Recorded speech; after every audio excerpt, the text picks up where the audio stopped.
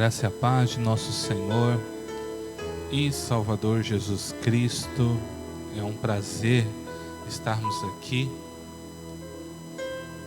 em mais esse devocional, excepcionalmente nesta manhã, porque à noite teremos o nosso culto e estamos felizes, que já vamos fazer a leitura de Marcos 13 e 14. Quem está firme nesse propósito, vai ter lido pausadamente, tendo a chance de meditar, de refletir o Evangelho de Marcos, que apresenta Jesus como servo, o servo que sofre, o servo que obedece, o servo que faz toda a vontade de Deus, Então, que você se sinta feliz de já ter chegado até aqui, amém? Vamos orar então, em nome do Senhor Jesus. Pai, no nome de Jesus, nós te louvamos, Senhor, por esse privilégio de estarmos meditando, Senhor, nas tuas santas escrituras. Pedimos que o Senhor venha nos dar a fé necessária e que a tua palavra venha nos limpar. Aliás, Senhor, perdoa porque somos falhos, Senhor. Perdoa nossos pecados e iniquidades que são realizados por palavras, ações, pensamentos, Senhor. Purifica-nos no sangue precioso de Jesus e que possamos te render toda a honra, toda a glória que lhe é devida. Que essas palavras que vamos ler e meditar, que possam estar imprimidas em nossos corações pelo teu Santo Espírito. Se conosco, Senhor, nos fortalece, em nome de Jesus, amém. Graças a Deus. Você que tem a harpa cristã, eu vou cantar o hino de número 8. Então, que você possa cantar comigo esta linda canção que fala que Cristo é o fiel amigo, amém? Cristo Jesus é fiel amigo, Ele só, e nas fraquezas está comigo, Ele só, e nas lutas de cada dia, Cristo nunca me deixa só. Pois Ele é meu seguro guia, Ele só, não há amigo mais nobre e digno, não há, nem mais humilde e mais benigno, não há.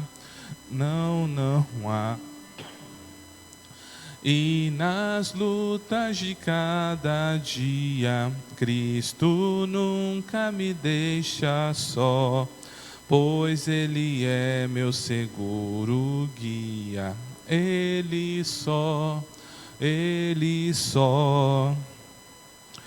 ao pecador perdoará nela, Ele só, e pelo seu santo sempre só.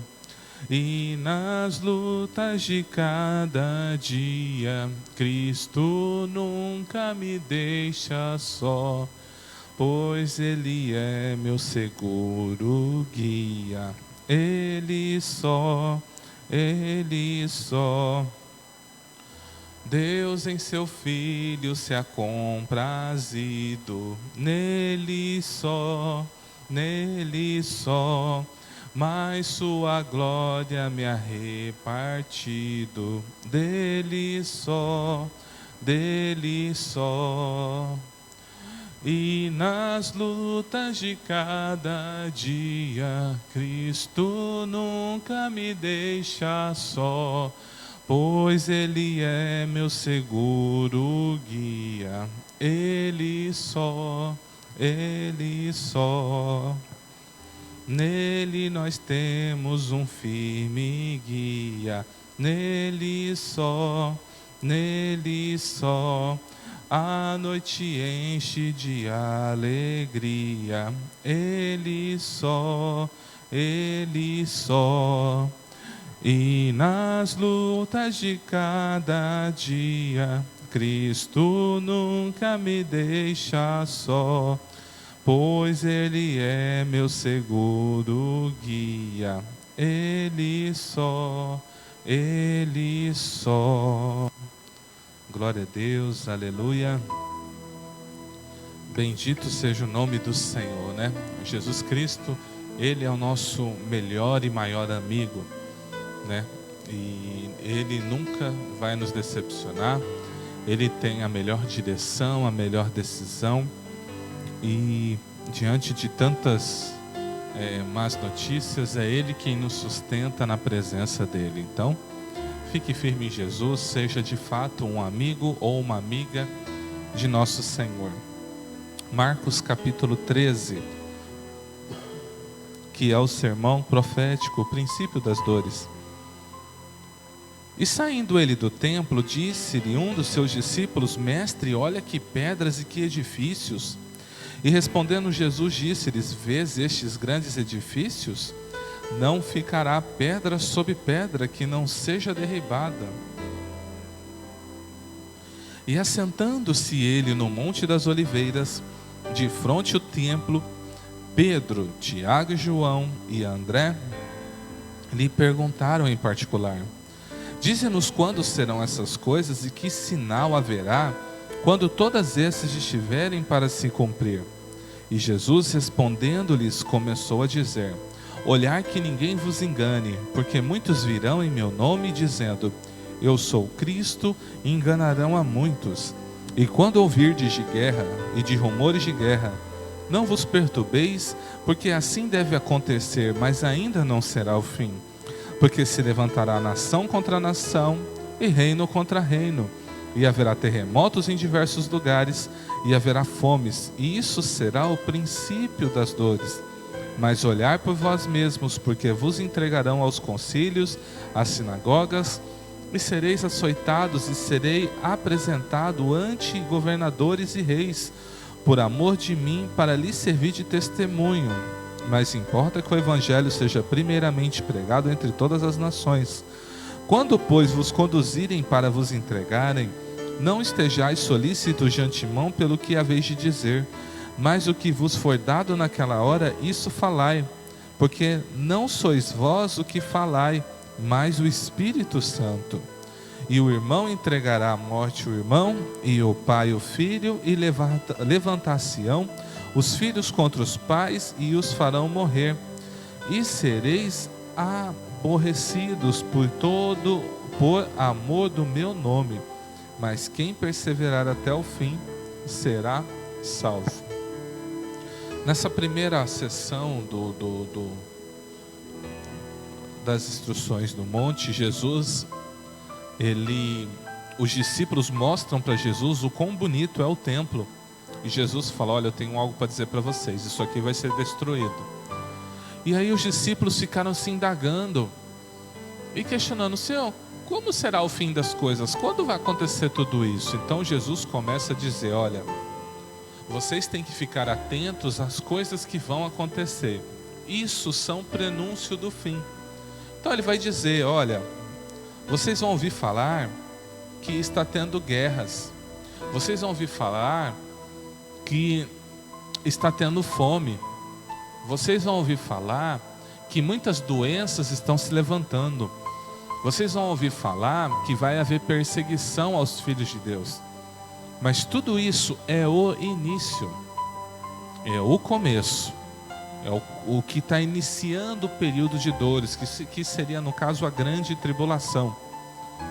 E ele fala: cuidado, observem tudo isso, sabe?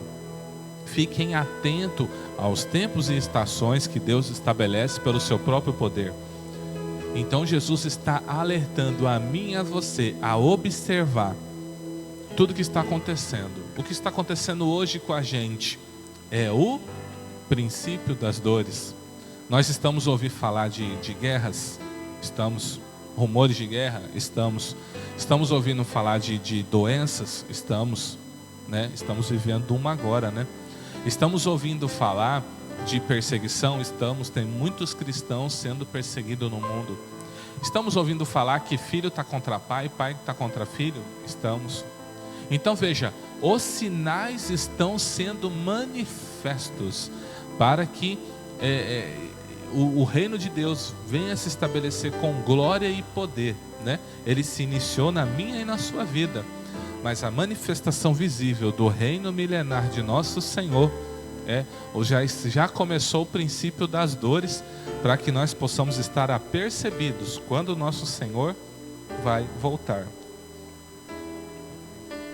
Continuando no 14. Ora, quando vós virdes a abominação do assolamento que foi predito estar aonde não deve estar, quem lê que entenda, então os que estiverem na Judéia que fujam para os montes, e o que estiver sobre o telhado que não desça para casa, nem entre a tomar coisa alguma de sua casa. O que estiver no campo, que não volte atrás para tomar a sua veste. Mas ai das grávidas, as das que criarem naqueles dias. Orai, pois, para que a vossa fuga não suceda no inverno, porque naqueles dias haverá uma aflição tal, que nunca houve desde o princípio da criação que Deus criou até agora, nem jamais haverá. E se o Senhor não abreviasse aqueles dias, nenhuma carne se salvaria, mas por causa dos escolhidos que escolheu, abreviou aqueles dias. Então, se alguém vos disser, eis aqui o Cristo, ou ei-lo ali, não acrediteis, porque se levantarão falsos cristos e falsos profetas, e farão sinais e prodígios para enganarem, se for possível, até os escolhidos. Mas vós vedes, eis que de antemão vos tenho dito tudo isso. Veja, Jesus, ele nos alerta. Ele está dizendo, olha, haverá um tempo. Esse tempo, nós chamamos ele de grande tribulação, né? É um período de 7 anos, onde haverá uma grande tribulação. Deus iniciará uma série de julgamentos sobre a terra, diante de como o homem conduziu a terra, como o pecado se instalou e como o povo da terra rejeitou a salvação que ele deu em Cristo Jesus. Então Deus vai iniciar um período, né, que é dividido em 2 períodos, 3 anos e meio de uma aparente paz e 3 anos e meio, né, de muita tribulação, onde a Bíblia relata inclusive que o poder do inferno estará pleno, né? Satanás e os seus demônios estarão atuando de forma plena na terra.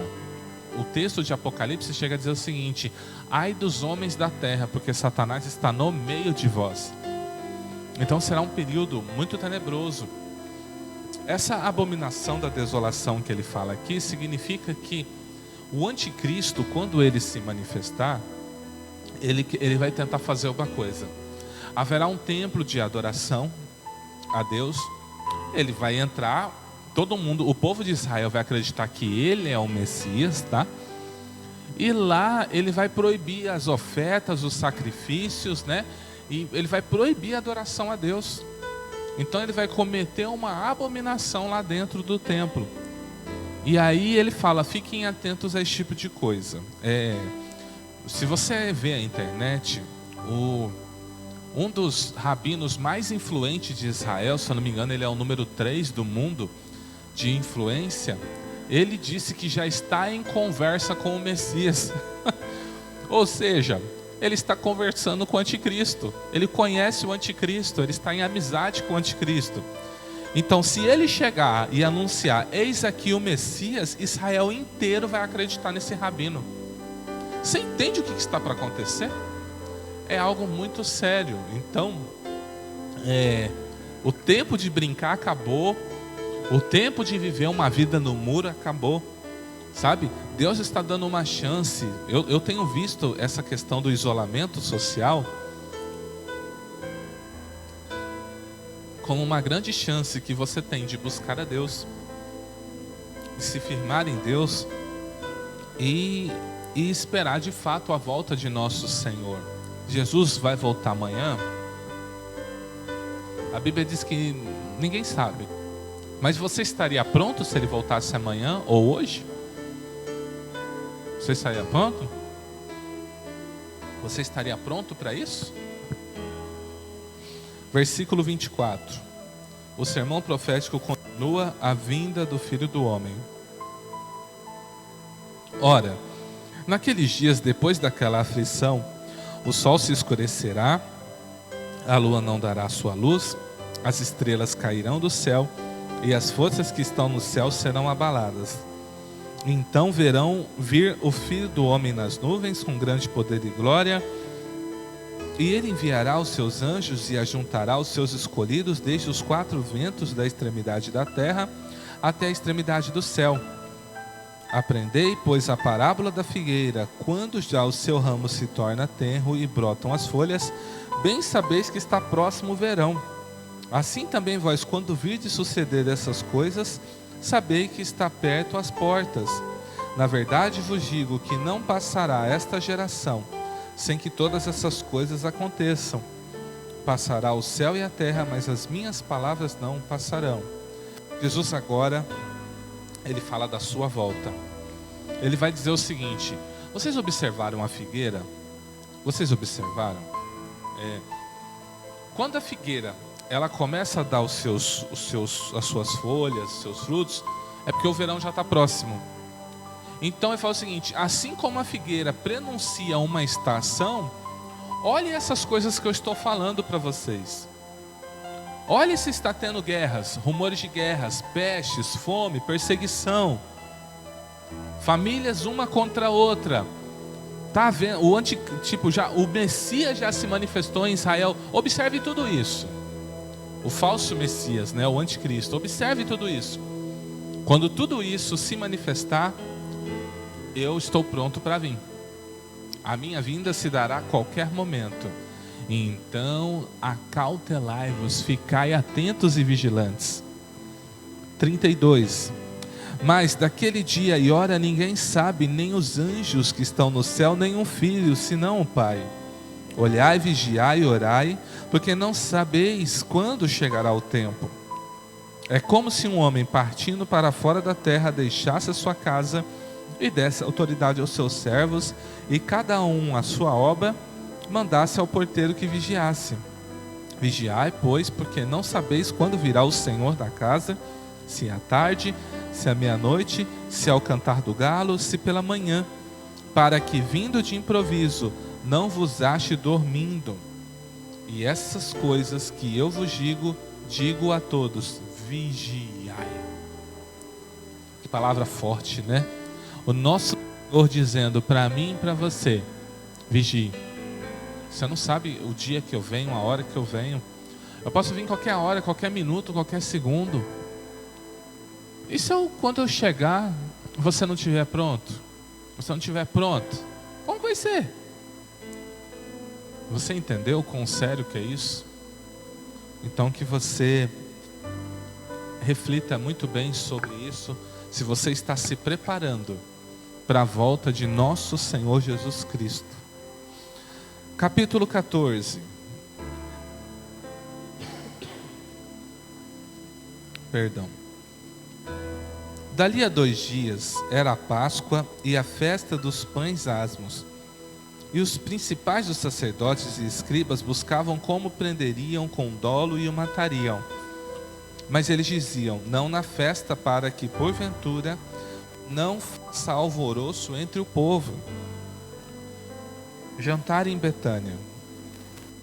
3. Estando ele em Betânia, sentado à mesa, em casa de Simão, o leproso, veio uma mulher que trazia um vaso de alabastro com unguento de nardo puro de muito preço, e quebrando o vaso lhe derramou sobre a cabeça. E alguns houve que em si mesmos se indignaram e disseram: para que se fez este desperdício de unguento? Porque podia vender-se por mais de 300 dinheiros e dá-lo aos pobres, e bramavam contra ela. Jesus, porém, disse: deixai-a, para que amonestais? Ela fez-me boa obra, porque sempre tendes os pobres convosco, e podeis fazer-lhe o bem quando quiserdes, mas a mim nem sempre me tendes. E esta fez o que podia, antecipou-se a ungir o meu corpo para a sepultura. Em verdade vos digo que em todas as partes do mundo, onde este evangelho for pregado, também o que ela fez será contado para a sua memória. Veja, dois casos. Nós temos os sacerdotes, os escribas, fariseus, se reunindo para matar Jesus e pedindo: não vamos fazer isso na festa, nas nossas festas, para que não haja alvoroço, porque o povo trata ele como um profeta. Então vamos esperar um momento mais oportuno para pegar ele. E aí Jesus foi jantar, foi passar um tempo lá na casa do Simão leproso, e nisso veio esse ato de bondade, aonde aquela mulher pegou algo precioso e ofertou aos pés do Senhor, quebrou, e Jesus recebeu aquela oferta como uma oferta de unção, preparando o corpo dele. Por quê? Porque dali, pouco tempo depois, ele passaria todo a questão da humilhação, da surra, dos açoites e da crucificação. Então ela estava preparando, mesmo sem saber, o corpo do nosso Senhor para a sepultura. O preço da traição. 10. E Judas Iscariote, um dos 12, foi ter com os principais dos sacerdotes para lhe entregar. E eles, ouvindo, alegraram-se e prometeram dar dinheiro, e buscava como entregariam em ocasião oportuna. Veja, amados, Judas era movido pelo dinheiro. Ele era o tesoureiro de Jesus, e toda reclamação que tinha contra dinheiro tinha a ver com Judas. O Judas que reclamou dessa questão da mulher ter quebrado aquele vaso de alabastro, falando 300, porque estava de olho no dinheiro. E ele foi entregar ao Senhor Jesus. Por quê? Porque Jesus, ele era muito parecido com as pessoas que o cercavam.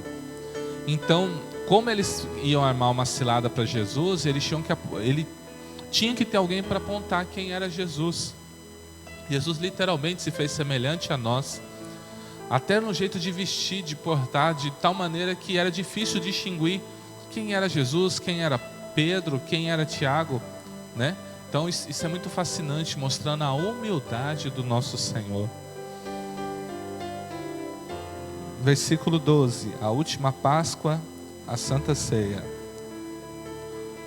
E no primeiro dia da festa dos pães asmos, quando sacrificavam a Páscoa, disseram os discípulos: aonde queres que vamos fazer os preparativos para comer a Páscoa? E enviou 2 de seus discípulos e disse-lhes: ide à cidade, e um homem que leva um cântaro de água vos encontrará. Segui-o. E aonde quer que entrar, dizei ao Senhor da casa: o mestre diz, onde está o aposento que hei de comer a Páscoa com os meus discípulos?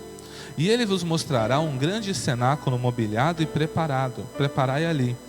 E saindo seus discípulos foram à cidade e acharam como ele lhes tinha dito e prepararam a Páscoa. E chegada a tarde foi com os 12 e quando estavam assentados a comer, disse Jesus: em verdade vos digo que um de vós que come comigo há de trair-me. E eles começaram a entristecer-se e a dizer um após outro: porventura sou eu, Senhor? E o outro: porventura sou eu, Senhor? Mas ele respondendo disse-lhes: é um dos 12 que mete a mão comigo no prato. Na verdade, o Filho do Homem vai, como dele está escrito, mas ai daquele homem por quem o Filho do Homem é traído. Bom seria para o tal homem não haver nascido. E comendo com eles, tomou Jesus o pão e abençoando, partiu e deu-lhe, disse: tomai e comei, esse é o meu corpo. E tomando o cálice, dando graça, deu-lhe, todos beberam dele, e disse: isso é o meu sangue do Novo Testamento, que por muitos é derramado. Em verdade vos digo que não beberei mais do fruto da vide, até aquele dia em que beber novo no reino de Deus. E tendo cantado o hino, saíram para o monte das Oliveiras. Então veja, amados, A gente comentou num devocional como que é importante seguir as orientações do Senhor Jesus, né? Olha que orientação estranha. Você vai andar na rua, vai ver uma pessoa carregando um balde de água, segue essa pessoa. Quando ela parar, você aborda ela e fala assim: olha, o mestre mandou eu vir aqui perguntando aonde que vai fazer a ceia, ou comemorar a Páscoa com seus discípulos. Aí o homem falou: é aqui, pode subir no andar aqui. Você entende? Então assim, tem coisas que Deus manda a gente fazer que a gente não compreende na hora, mas nós devemos fazer, né?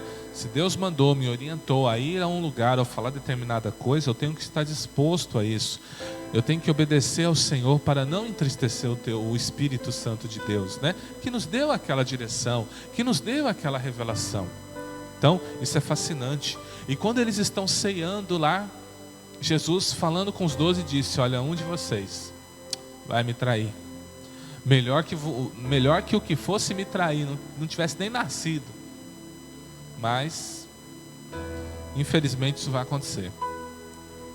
E aí Jesus celebrou a ceia, instituiu a ceia. Depois de tomar a Páscoa, ele instituiu a ceia, que nós celebramos até hoje, né? O partir do pão e o beber do suco de uva, né? Então, a gente faz isso porque Jesus determinou fazer isso todas as vezes em memória de mim. Então nós obedecemos essa ordenança do Senhor Jesus. 27. Disse-lhe Jesus: todos vós esta noite vos escandalizareis em mim, porque está escrito: ferirei o pastor e as ovelhas se dispersarão. Mas depois que houver ressuscitado, irei adiante de vós para a Galiléia. E disse Pedro: ainda que todos se escandalizem, nunca, porém eu. E disse Jesus: em verdade te digo que hoje, nesta noite, antes que o galo cante 2 vezes, 3 vezes me negará. Mas ele disse com mais veemência: ainda que me seja necessário morrer contigo, de modo nenhum te negarei. E da mesma maneira diziam todos também. Aqui é interessante. Jesus falou o seguinte: quando vocês virem eu ser preso, quando vocês virem que eu vou ser condenado, vocês vão ficar assombrados, escandalizados e vão fugir. Mas é necessário que aconteça isso. E eles viram e falam assim: não, nunca que eu vou fazer isso. Aí Jesus olha e fala assim: sim, vocês vão fazer. Sabe o que significa? Significa que na bonança é fácil eu declarar que eu amo a Deus. No momento bom, no momento que eu estou recebendo dinheiro atrasado, no momento que eu sou empregado, no momento que eu recebo a promoção, no momento que eu recebo um anúncio muito bom, é fácil dar glória a Deus, aleluia, dizer obrigado, Senhor. E quando as coisas não são como eu queria que fosse? E quando eu recebo uma má notícia? Muitos crentes nesse período aí de coronavírus estão revelando quem são. Tudo com medo, tudo se escondendo. Aí quando passar, vão dizer: glória a Deus, Deus me guardou. Mas hoje está morrendo de medo.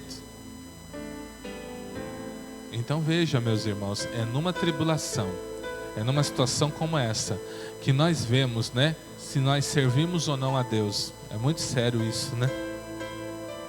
Jesus no Getsêmani, 32. E foram ao lugar chamado Getsêmani, e disse aos seus discípulos: assentai-vos aqui enquanto eu oro. E tomou consigo a Pedro, a Tiago, a João, e começou a ter pavor e a angustiar-se. E disse-lhes: a minha alma está profundamente triste até a morte. Ficai aqui e vigiai. E tendo ido um pouco mais adiante, prostrou-se em terra e orou para que, se fosse possível, passasse dele aquela hora. E disse: Abba, Pai, todas as coisas te são possíveis, afasta de mim esse cálice. Não seja, porém, o que eu quero, mas o que tu queres. E chegando, achou-os dormindo e disse a Pedro: Simão, dormes? Não podes vigiar 1 hora?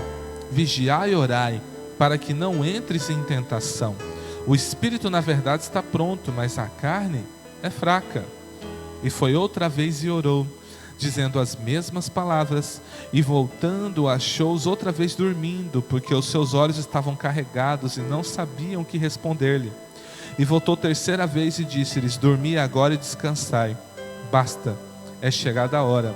Eis que o Filho do Homem vai ser entregue na mão dos pecadores. Levantai-vos, vamos, eis que está perto o que me trai. Nós temos um vídeo, né, que está disponível no YouTube. Se eu não me engano, a gente disponibilizou no Facebook também, que é um estudo que a pastora Francisca faz sobre o Getsemane, né? As 4 pedras, né, de prensa de azeite. É um estudo onde ela fala da dor do nosso Senhor. Eu recomendo que depois você vê esse devocional, assiste de novo. E se você não assistiu, assiste lá, para edificar a sua fé, né? Por isso, com relação a Getsemane, eu não vou tanger nenhum comentário, pedindo que você assista o vídeo. Se você viu, reveja, né? Para Deus consolidar esse ensino na sua vida, amém? 43, Jesus é preso. E logo falando ele, veio Judas, que era um dos 12, da parte dos principais dos sacerdotes e dos escribas e dos anciãos, e com ele uma grande multidão com espadas e porretes. Ora, o que traía tinha dado um sinal dizendo: aquele que o beijar é esse, prendei-o, levai-o com segurança. E logo que chegou, aproximou-se dele e disse: Rabi, Rabi, beijou. E lançaram-lhe as mãos e o prenderam.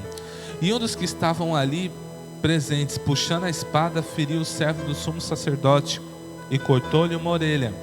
Respondeu Jesus, disse: saíste com espadas e porretes a prender-me como um salteador? Todos os dias estava convosco ensinando no templo e não me prendestes, mas isso é para que as escrituras se cumpram.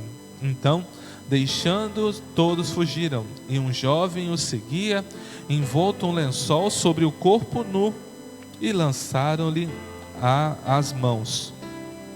Mas ele, largando o lençol, fugiu nu. Então veja, o sinal que Judas combinou com os sacerdotes era: eu vou chegar nele, vou beijar ele e vou chamar ele de mestre, para ficar claro que é ele. E assim foi feito. Judas foi lá, apontou o Senhor Jesus, e houve um embate. Pedro saca uma espada, corta a orelha do Malco, né? E nisso Jesus vai lá, restaura a orelha dele e fala para eles: olha, vocês podiam ter me prendido outro dia, né? Mas isso só está acontecendo do jeito que está acontecendo para cumprir o que Deus disse através dos seus santos profetas, através da palavra de Deus, né? E uma curiosidade para você é o 51, que fala desse jovem, né, que correu nu. É algo que é atípico, né? Foi colocado aqui. Muitos teólogos entendem que se trata do próprio Marcos, tá? Que seria o Marcos que estava vendo a cena de longe e fez. Ele se referindo a si mesmo. Porque assim, quando alguém escrevia uma escritura, se ele estivesse escrevendo em nome de alguém, eu esqueci como que chama agora o nome, amanuense, se eu não me engano é amanuense que chama, a pessoa que escrevia a carta ou algo para alguém. Ele não tinha o direito de falar por si, né? Ele falava em nome daquele que escrevia, e normalmente no último versículo, no penúltimo versículo, ele deixava uma saudação: eu fulano de tal saúdo. Você vai reparar isso nas cartas de Paulo, né? Então provavelmente foi um caso que aconteceu. Muitos teólogos acreditam que o versículo 50 e 52 se refere ao Marcos, né, o escritor do Evangelho. Jesus perante o Sinédrio, que o Sinédrio, para você que não sabe, né, era o lugar onde reuniam os fariseus, os sacerdotes, para fazer o julgamento, os anciãos, né, do povo. Aqui foi um julgamento religioso. 53. Levaram Jesus ao sumo sacerdote, e ajuntaram-se todos os principais dos sacerdotes e anciãos e os escribas, e Pedro seguiu de longe até dentro do pátio do sumo sacerdote, e estava sentado com os servidores, aquentando-se ao lume. E os principais dos sacerdotes e todo o concílio buscavam algum testemunho contra Jesus para o matar, e não achavam. Porque muitos testificavam falsamente contra ele, mas os testemunhos não eram coerentes. E levantando-se alguns, testificavam falsamente contra ele, dizendo: nós ouvimos dizer: eu derribarei esse templo construído por mãos de homens, e em 3 dias edificarei outro. não feito por mãos de homens. E nem assim o testemunho deles era coerente. E levantando-se o sumo sacerdote no sinédrio, perguntou a Jesus dizendo: nada respondes? Que testificam esses contra ti? Mas ele calou-se e nada respondeu. O sumo sacerdote lhe tornou a perguntar e disse-lhe: és tu o Cristo, filho do Deus bendito? Jesus disse: eu o sou. E vereis o Filho do Homem assentado à direita do Todo-Poderoso e vindo sobre as nuvens do céu. O sumo sacerdote, rasgando as suas vestes, disse: para que necessitamos de mais testemunhas? Vós ouviste a blasfêmia que vos parece? E todos o consideraram culpado de morte. E alguns começaram a cuspir nele, a cobrir-lhe o rosto, dar-lhe punhadas e dizer: profetiza. E os servidores davam bofetadas. Então veja, Jesus foi conduzido, pela traição de Judas. Judas entregou o Senhor Jesus ao sinédrio. E o sinédrio, um julgamento, ele precisa ser justo.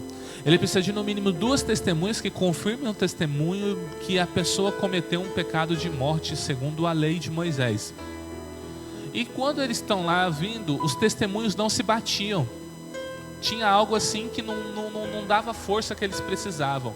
Então o próprio sumo sacerdote foi inquirir Jesus e Jesus não respondia nada, até que ele fez a pergunta: você é o Cristo? E Jesus falou assim: sou.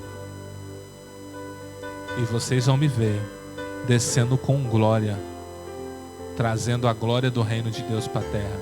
Eu sou o Messias que diz as Escrituras que vocês tanto rejeitam, porque o coração de vocês está endurecido.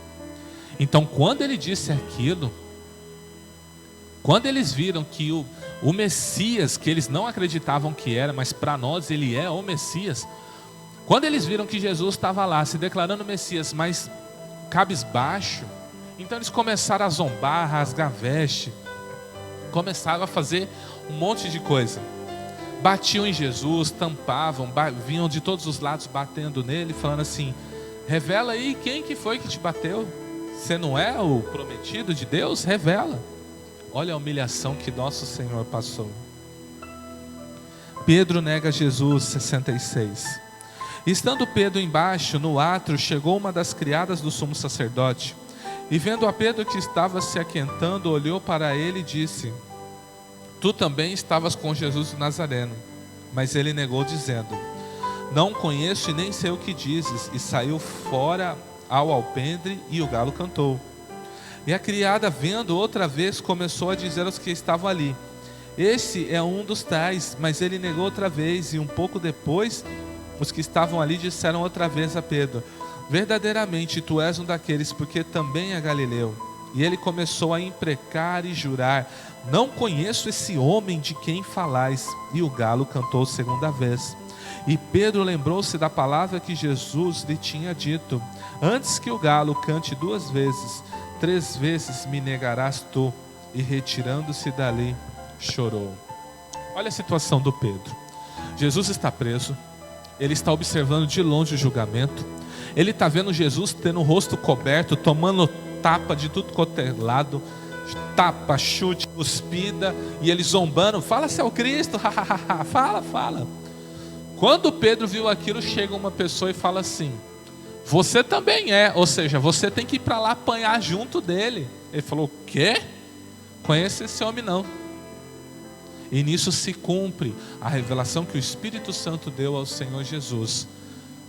Imagina como foi para Jesus ouvir que os seus discípulos não estariam com ele, todos os abandonariam.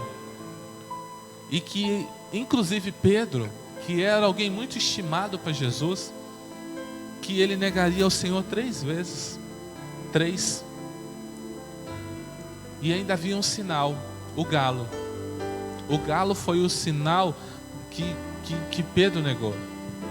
Lembra o que Jesus falou?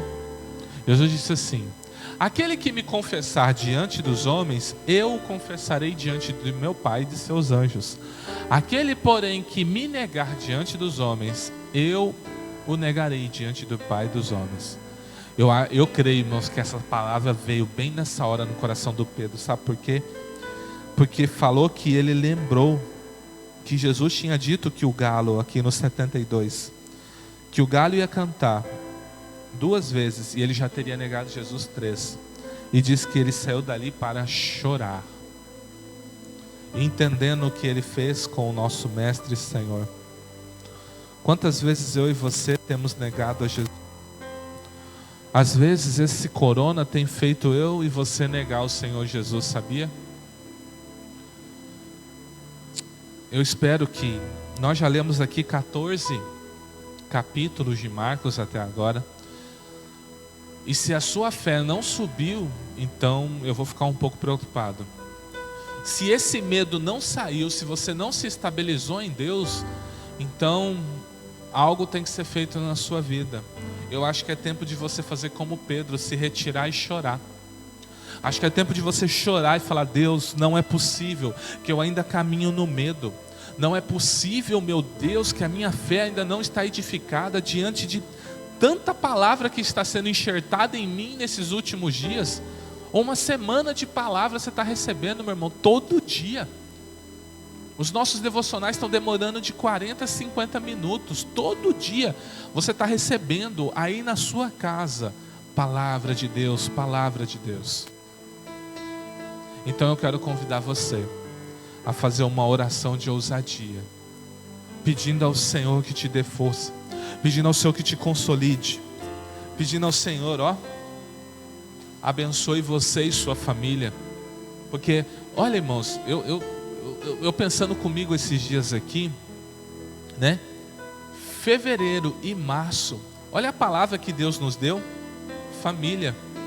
O que tem acontecido com você nessa última semana, e provavelmente você vai viver nas duas ou 3 semanas, você vai ter que estar o quê? Unido com sua família. Olha só, Deus nos preparando. Deus nos preparando para este momento em que a gente tinha que estar junto com a família. Porque nem todos da nossa família crê, nem todos da nossa família acreditam que Deus pode curar a gente desse vírus, que Deus pode nos livrar desse vírus, tocar a nossa família, tocar a nossa casa. Quantos aí estão desesperados? Mas Deus está dizendo: é família, eu quero cuidar e abençoar a família. Vamos orar então por nós e pela nossa família? Se você estiver sentado, se põe em pé, se põe como uma atalaia de Deus aí, pela fé, em nome de Jesus. Pai, no nome de Jesus, eu venho junto com esse irmão e irmã declarar, Senhor, que a nossa família está guardada em Ti. Declarar, meu Deus e meu Pai, que a nossa confiança está em Ti. Declarar, meu Deus, que o Senhor é o nosso refúgio, o nosso socorro bem presente. Declarar, Senhor, que o Senhor é o nosso esconderijo. Nós fazemos de Ti a nossa habitação. Ainda que 1000 caiam ao nosso lado, 10.000 à nossa direita, nós não seremos atingidos, Senhor. Praga alguma chegará à nossa casa, nem peste que ande na escuridão ou mortandade que assola ao meio-dia nos atingirá. O Senhor é o que nos guarda, nos protege. Se necessário, o Senhor enviará anjos para nos guardar e proteger, meu Deus. Fortaleça a nossa fé. Eu peço que o Senhor tire todo o bloqueio de nossas vidas, Senhor. Tire, meu Deus, todo o mal, e que possamos viver debaixo da Tua proteção. Brinde a nossa casa, brinde os nossos familiares, Senhor. Guarde os casamentos, os relacionamentos. Guarde os filhos, os sobrinhos, os primos, os netos, os pais, os avós. Guarde, Pai. Guarde todos, Senhor. Guarde a nossa família na Tua presença, meu Deus. Estende Tua poderosa mão. É o que nós te pedimos, Pai, neste dia, nesta hora, em nome do Senhor Jesus. Amém? Glória a Deus. Amados, então esse foi o nosso devocional, penúltimo devocional. Vamos estar encerrando, né, nessa segunda-feira. Lembrando que nós teremos o nosso culto às 19h30, né? A gente tem autorização da prefeitura para ficar com as portas abertas, mas eles pediram para a gente não fazer o culto, estar aberto para fazer uma oração, algo assim. Vamos estar colocando o culto disponível na internet para vocês. Reúna vocês em casa. Eu peço que vocês não agendem nada, tá? O devocional, ele fica gravado certinho. Você pode assistir ele num outro horário, certo? Mas o culto, a gente está colocando no horário específico.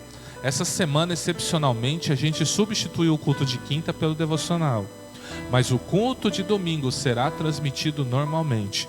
Não faça compromisso, tá? Assista em casa, se tiver com a família, reúna a família. Vamos louvar a Deus, adorar a Deus. E eu creio que Deus vai estar abençoando a sua vida e te fortalecendo em nome de Jesus. Que o amor de Deus, a graça e a paz de nosso Senhor e Salvador Jesus Cristo e as doces consolações do Espírito Santo de Deus seja sobre a sua vida hoje e sempre. Se você crê, você diz amém. Deus te abençoe ricamente em o nome do Senhor Jesus.